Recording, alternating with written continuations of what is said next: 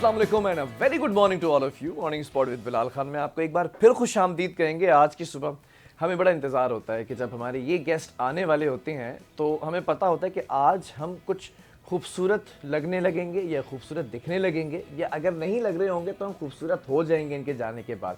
वजह यह है कि ये ऐसी ऐसी टिप्स देती हैं, ऐसी ऐसी बातें बताती हैं और ऐसे ट्रीटमेंट्स के बारे में बताती हैं कि जो हमने पहले सुने तो होते हैं, लेकिन उसको और डीप डाउन जाकर ये बताती हैं कि इसको ऐसे करवा लें तो ऐसे हो जाएगा ज़्यादा बेहतर। बहरहाल टॉपिक आज का हमारा बड़ा ख़ास है क्योंकि शादियों का सीज़न आने वाला है और आ चुका है, ग़ालिबन स्टार्ट हो चुका है। ये एक बड़ा मसला होता है कि जब शादी अनाउंस हो जाती है, डेट फिक्स हो जाती है और 3 से 4 महीने रह जाते हैं तो बहुत सारे लोगों को और ख़ास तौर पे जो पार्टनर्स बनने जा रहे होते हैं उनको ये फ़िक्र लाक हो जाती है कि आया मैं अपने वेडिंग डे के ऊपर अच्छी लगूंगी या नहीं, या फिर लड़का सोचता है कि मैं इस चीज़ के अंदर फिट लगूंगा या नहीं। ये तमाम कॉन्सेप्ट्स और तमाम थॉट्स जो दिमाग में चल रहे होते हैं तो उसका हल निकाला जाता है और जब हल की तरफ जाते हैं तो एस्थेटिक्स की तरफ आप रुजू करते हैं और फिर बहुत सारे एस्थेटिक्स हैं, कहाँ पे जाएं कहाँ नहीं जाएं ये भी एक सवालिया निशान होता है कि अगर ऐसा कोई प्रोसीजर हो गया, ऐसा कोई ट्रीटमेंट हो गया जिससे चेहरे के खदोखाली बदल गए, मतलब अच्छे सेंस में नहीं नेगेटिव सेंस में अगर बदल गए तो भी बड़ा मसला होगा। तो ये तमाम चीज़ें दिमाग में चल रही होती हैं, तब आपको याद आती हैं हमारी बड़ी प्यारी गेस्ट, हमारी बड़ी प्यारी पैनलिस्ट डॉक्टर साइमा यासी साहिबा। अस्सलाम वालेकुम, कैसी हैं आप? अल्हम्दुलिल्लाह, I am fine, thank you so much for inviting me. अब आप हिस्सा हैं शो का, मैंने आपको कहा था, लेकिन आप याद आती हैं लोगों को तब उनकी जब उनकी शादी हो रही होती है ना कि किस तरह से आपने खूबसूरत बनाना है। ऐसे पेशेंट्स तो बहुत आते हैं डॉक्टर साहब? बहुत आते हैं और अक्सर जल्दी में आते हैं, बिल्कुल एंड पे आते हैं कि अब बस शादी है 15 दिन में 10 दिन में तो हमने कुछ कराना है और हमें बदल दें, एंड वो बहुत लेट हो चुका होता है।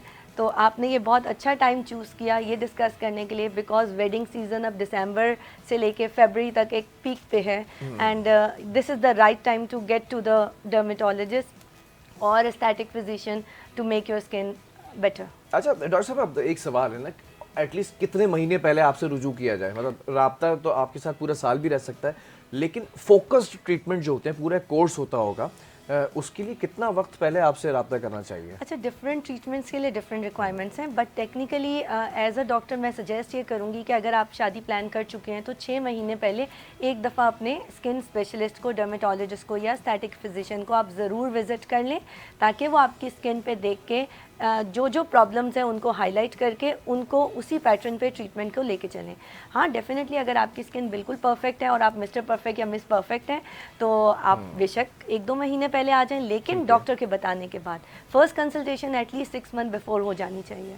अच्छा, कुछ चीज़ें मेरे पास जो है वो आज बड़ी चीज़ें मैं नोट डाउन करके लेकर आया हूँ, क्योंकि आप जब साथ होती हैं तो ऑब्वियसली बहुत ख़ास टर्म्स यूज़ करती हैं, तो फिर आपके अल्फाज हैं कि आप बड़ा पढ़कर आते हैं ना, तो आज मैं बड़ा आज मैं बड़ी चीज़ों को जो है वो मैंने कहा आज डॉक्टर साहिबा के साथ बैठकर दू बदू होकर जब बात करनी होती है ना, तो एक आम लफ्ज़ आम आदमी के लिए भी वो वर्ड्स चूज़ करने होते हैं और आपका भी ख्याल रखना पड़ता है ना।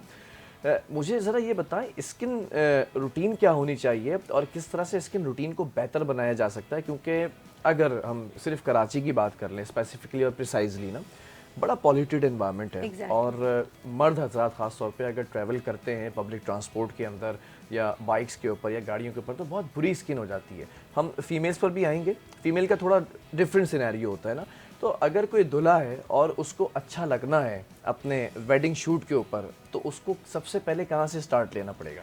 अच्छा, ये आपने बहुत अच्छा क्वेश्चन किया। अब आमतौर पे होता ये है कि मर्दों को तो एक तो वैसे ही एक्सपोज ज़्यादा होना होता है धूप में, क्योंकि आपके सारे बाहर के काम हैं जो आदमियों ने करने हैं, और शादी से पहले 6 महीने का टाइम तो वो टाइम है जिसमें आप बस सर खुजाने की फुर्सत नहीं होती। आपने अपने कपड़ों की भी तैयारी करनी है, हॉल्स को भी देखना है, खाने का भी इंतज़ाम करना है, तो आपका ज़्यादातर टाइम आउटडोर उसमें गुजरता है। एंड प्लस साथ ही साथ आपकी जॉब भी चल रही है, आपका वर्कलोड बढ़ जाता है, स्ट्रेस लेवल बढ़ जाता है, स्किन भी ख़राब होने लगती है, बाल भी गिरना शुरू हो जाते हैं।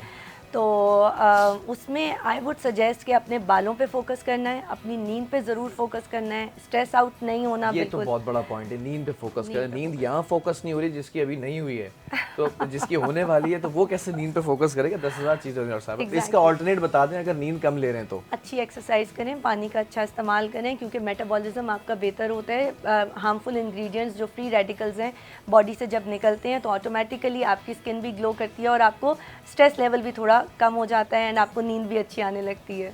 ठीक है, मर्द सादा होते हैं ना, छोटे मोटे ट्रीटमेंट करा के काम चल सकता है उनका। ऐसे ही है, या बहुत ज़्यादा ट्रीटमेंट्स की नीड होती है? हाँ, कुछ तो ऐसे होते हैं जो कुछ भी ट्रीटमेंट कराए बगैर कहते हैं कि हम ऐसे ही बहुत अच्छे लग रहे हैं, ऑल्दो बहुत सारे डिफेक्ट्स दिख रहे होते हैं। फिर वो कैमरामैन जो होते हैं उनको फोटोशॉप करके काफ़ी एडिटिंग करनी पड़ती है ना। एडिटिंग का अगर खर्चा बचाना है तो डॉक्टर साहब से आप रब्ता कर सकते हैं। अच्छा, ख़वातीन के हवाले से बड़े इनके मामलात होते हैं। ऑब्वियसली पहले ज़िंदगी में सलॉन्स हुआ करते थे, अब उससे ज़्यादा अपग्रेडेड ये समझ लें कि एक मॉड्यूल आ चुका है हमारे पास। हम जिस एरा के अंदर हैं कि अब सैलून से भी आगे हम एस्थेटिक की तरफ जाते हैं कि मतलब परमानेंट आप इंटरनली उस चीज़ को चेंज करें जो आप सैलून्स में जाके किया करते थे। ख़वातीन के लिए बड़े मामलात हैं। आपके जो हेयर रिमूवल उनके प्रोसीजर्स हैं, फिर दूसरे प्रोसीजर्स हैं। तो ख़वातीन अगर आना चाहती हैं इस टाइम पीरियड के अंदर आपके पास, तो आप स्टार्ट कहाँ से लेती हैं बेसिकली? बिल्कुल, देखिए आमतौर पे सैलून्स को मैं बुरा नहीं कहूँगी, एक हद तक सैलून्स ने काफ़ी चीज़ों को कवर अप किया, but again the things were in the beauty industry. वहाँ पे कोई रेगुलेशंस नहीं थी, उसमें कुछ लोगों ने अपनी ही लिमिट्स क्रॉस की और उसके बाद स्किन को डैमेज करना शुरू किया। There comes the industry of cosmetology, जहाँ पे मेडिकल को मिक्स किया गया विद कॉस्मेटिक्स। ठीक है, ताकि हम एक कंट्रोल्ड एनवायरनमेंट क्रिएट कर सकें लोगों को अपनी स्किन को बेहतर बनाने के लिए। ठीक, अब इसमें आमतौर पे ये होता है कि आपने अगर कोई भी ट्रीटमेंट लेनी है, लेट अस सपोज आप हेयर रिमूवल के लिए आना चाह रहे हैं, तो कम से कम भी 6 से 8 महीने पहले आप डॉक्टर से रब्ता कीजिए, ताकि वो आपके साथ डिस्कस करे कि क्या ऐसे अनासर हैं जिसकी वजह से आपकी हेयर ग्रोथ हो रही है, कहीं कोई हार्मोनल मसला तो नहीं है, आपकी इंसुलिन रेजिस्टेंस तो नहीं है जिसमें शुगर मेजर कॉज है, वेट गेन बहुत ज़्यादा तो नहीं है। अगर ये सब कॉजेज़ हैं तो डॉक्टर आपके वेट मैनेजमेंट भी करते हैं एंड साथ साथ वो आपकी स्किन के लेज़र हेयर रिमूवल की तरफ भी आते हैं। इसी तरह अगर एक्नी का प्रॉब्लम है तो we need to identify the factors कि वो क्या फैक्टर हैं जिसकी वजह से एक्नी निकल रही है। Is it the normal acne जो कि पोर्स के क्लॉग होने की वजह से बन रही है ड्यू टू एनवायरमेंटल फैक्टर्स, ठीक है, आपका शायद फील्ड वर्क बहुत ज़्यादा है, या सम टाइम वो एक्नी हो सकती है because of the hormonal issue जो आपकी बॉडी के अंदर चल रहा है जिसको आइडेंटिफाई करने की ज़रूरत है। सम टाइम गट इश्यूज़, आपके मैदे के प्रॉब्लम्स हैं जो एक्नी को एग्रीवेट कर रहे होते हैं। Some time extraordinary skin care जो आप अपने ऊपर अप्लाई कर रहे हैं, जो इन्फ्लुएंसर्स को देख देख के आपने अपने घर में एक दुकान सजाई हुई और आप अपनी स्किन के ऊपर डेली अप्लाई कर रहे हैं, excessive use of those things can also damage your skin. तो डॉक्टर की आइडेंटिफिकेशन मस्ट है इन सब चीज़ों के लिए।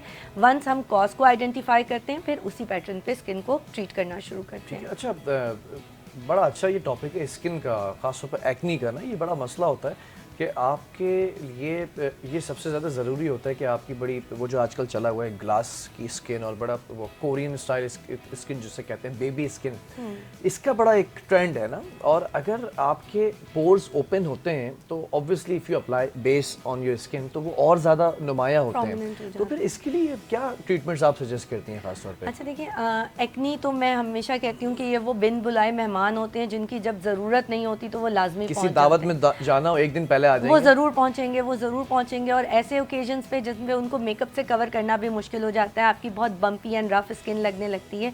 एंड मेजर कॉज आमतौर पे ओपन पोर्स होते हैं क्योंकि हम अपने पोर्स पे फोकस नहीं कर रहे होते। सैलून्स की कंट्रीब्यूशन यहाँ आ जाती है क्योंकि वो फेशियल्स करते हैं, पोर्स ओपन हो जाते हैं, but they don't have proper techniques to close that pores. ना वो बाद में गाइड कर पाते हैं लोगों को कि आपने आफ्टर केयर में क्या करना है अपने पोर्स को परमानेंटली क्लोज करने के लिए। ऐसा तो टेक्निकली पॉसिबल नहीं है कि आपके पोर्स ज़िंदगी भर के लिए क्लोज हो जाएं, because we are living in Karachi जैसा एनवायरनमेंट जहाँ पे ह्यूमिडिटी भी है, टेम्परेचर भी हॉट है। अब इसमें पोर्स रोज़ाना की बेसिस पे खुल रहे मतलब अगर जस्ट एक क्वेश्चन है दिमाग में कि अगर स्किन टाइट हो तो पोर्स क्या स्लाइटली बंद हो सकते हैं?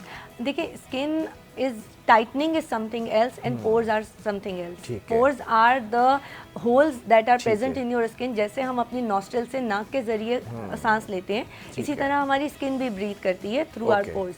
और ये पोर्स से ही बाल बाहर निकलता है, यहीं से हमारा सीबम यानी ऑयल बाहर निकलता है और स्वेट बाहर निकलता है। ठीक है। तो ये वो रेगुलेटरी मैकेनिज्म है जिसको अल्लाह ताला ने आपकी स्किन को कंट्रोल करने के लिए रखा हुआ है। यानी अगर आपकी स्किन पे टेम्परेचर इतना ज़्यादा हो गया है तो अल्लाह ताला ने ये सिस्टम रखा है कि स्वेटिंग निकलेगी, पसीना बाहर आएगा और वो आपके टेम्परेचर को रेगुलेट करेगा। अच्छा, कुछ मैंने लोगों से सुना और मैंने आज ये ख़ास तौर पे आपसे क्वेश्चन कर रहा हूँ क्योंकि आपकी मौजूदगी का फ़ायदा उठा लेते हैं। पोर्स को बंद करने के लिए क्या फिलर्स का इस्तेमाल हो सकता है?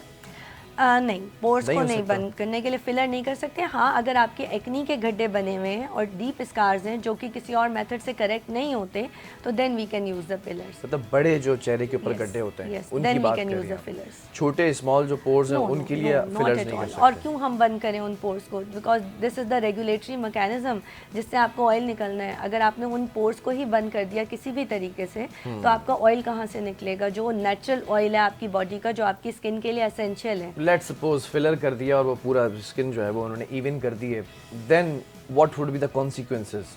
ऑब्वियसली वो अंदर ही अंदर आपके कोमेडोन्स बनना शुरू हो जाएंगे। आमतौर पे बहुत सारी मेकअप प्रोडक्ट्स का आपने देखा होगा, बहुत लोगों की स्किन बम्पी होने लगती है, जिसमें छोटे छोटे छोटे छोटे अंदर ऐसा लगता है बहुत सारे दाने निकले हुए हैं, लेकिन वो स्किन के अंदर होते हैं, बाहर से प्रोमिनेंट नहीं हो रहे होते।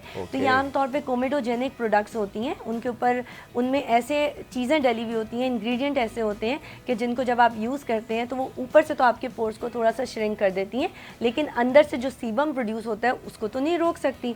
अब जब वो अंदर से सीबम निकलेगा यानी तेल निकलेगा और साथ में पसीना भी उसमें मिक्स होगा, तो बैक्टीरियल ग्रोथ हो सकती है। और जब वो बैक्टीरियल ग्रोथ होती है तो समटाइम वो नोड्यूलर एक्नी जिसमें मोटे मोटे दर्द वाले दाने बन जाते हैं, समटाइम जो है वो कोमेडोन्स जिसमें हम कहते हैं स्किन की डीप लेयर्स में bumps, and sometime milk pockets.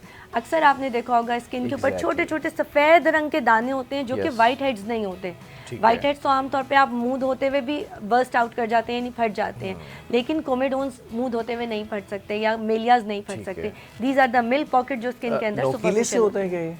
नोकीले होते हैं जो अपेरेंटली हाथ लगाने पे आपको इरिटेट कर रहे होते हैं, लेकिन वो बस्ट भी नहीं होते, वो अपनी जगह पे उसी तरह। वो मिल्क पॉकेट्स होती हैं, वो डीप डाउन बनती हैं, फिर उनको हमें लेज़र के साथ बर्न करना पड़ता है, इसका भी डाउन टाइम है। So that's why we are focusing on this thing कि आपने अगर अपनी शादी से पहले आना है तो make a time for your skin preparation. Like 3 to 4 months, क्योंकि अगर स्किन की बात कर ली जाए तो एक्नी के ऊपर ना कितना प्रोसीजर लग सकता है, टाइम लग सकता है, कितना टाइम टेकिंग है कि एक्नी क्लीन हो, ख़त्म हो, फिर उसके बाद जो ऊपर से जो स्कार्स हैं, चीज़ें हैं वो ख़त्म हो, फिर दोबारा से स्किन। अच्छा देखिए, एक अब हम अगर स्किन को डिवाइड करते हैं ग्रेड्स में कि अगर एक बंदा है जिसकी स्किन बिल्कुल एवरेज सी साफ़ है, पोर्स हल्के फुल्के खुले हुए हैं, थोड़े बहुत ब्लैक हेड्स हैं और वाइट हेड्स हैं, तो इन दैट केस तो हम 3 से 4 सेशन हाइड्राफेशियल में भी इसकी स्किन को बेहतर कर सकते हैं। यस। और 3 से 4 सेशंस के लिए कितना वक्त दरकार है? तकरीबन 15 to 20 डेज के गैप से हम देते हैं। लाइक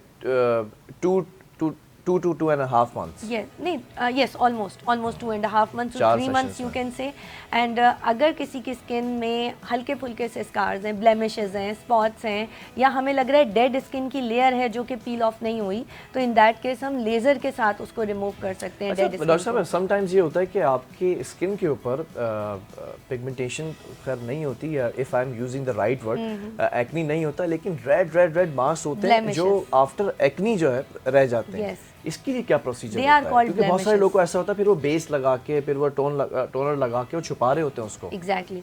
अच्छा देखिए, एक्नी का तो एक बेसिक सा असूल ये है कि एक्नी जितना लंबा टाइम आपके फेस पे रहेगी उतना वो स्कार छोड़ के जाएगी। सो एज अ डॉक्टर हम हमेशा अपने क्लाइंट्स को ये गाइड करते हैं कि जब भी एक्नी आपके फेस में निकली है तो इमीडिएट एक्शन लें। इमीडिएट एक्शंस में क्या आते हैं? ट्रेटिनोइड्स आ जाते हैं, एजिलिक एसिड आ जाता है, मिंडालिक एसिड का रेगुलर यूज़ आता है, सैलिसिलिक एसिड का क्लेंजर आता है। अगर आप इनको रेगुलरली यूज़ करते रहेंगे तो वो एक्नी ज़्यादा देर के लिए स्टे नहीं करेगी। जितना कम टाइम में वो ड्राई हो जाएगी उतना स्कारिंग कम होगी। फिर भी कुछ ना कुछ स्कार कैसे गायब कर सकते हैं विद ऑल स्कार्स? आप देख रहे हैं नाज़रीन, आपके हमारी स्क्रीन के ऊपर ये जो चल रही हैं ये रियल जो है वो पिक्चर्स हैं और रियलिटी बेस हैं। इसको कैसे ख़त्म किया जा सकता है अभी नहीं बता रहे हम, एक कमर्शियल ब्रेक की तरफ जा रहे हैं। आपने चैनल चेंज नहीं करना है, क्योंकि जब वापस आएंगे, अगर आपका भी वक्त करीब है शादी का, तो ये आज आपको फ़ायदा दे सकती है डॉक्टर साइमा। एक छोटा सा ब्रेक।